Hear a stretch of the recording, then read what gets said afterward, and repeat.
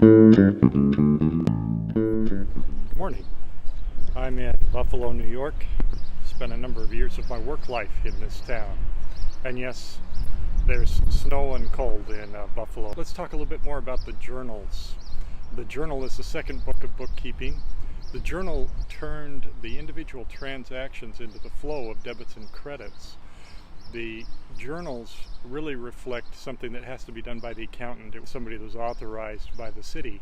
The journals really are the representation of what the business event, the two-party duality it's called. Each transaction affects two types of things, either an asset and a liability, an asset and a revenue, expense and liability that changes either up or down in each one of those things.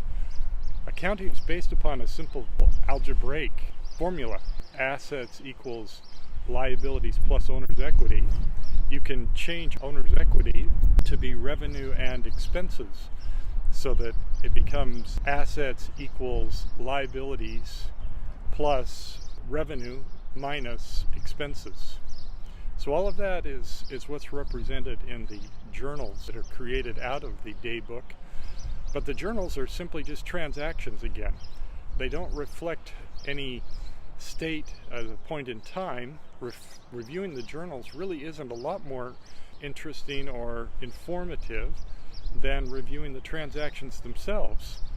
That's the problem with this point of bookkeeping, is that we need to have the snowstorm stop and be able to assess what has happened over time in things before we're able to make sense of where we're at and what's happened over some period of time.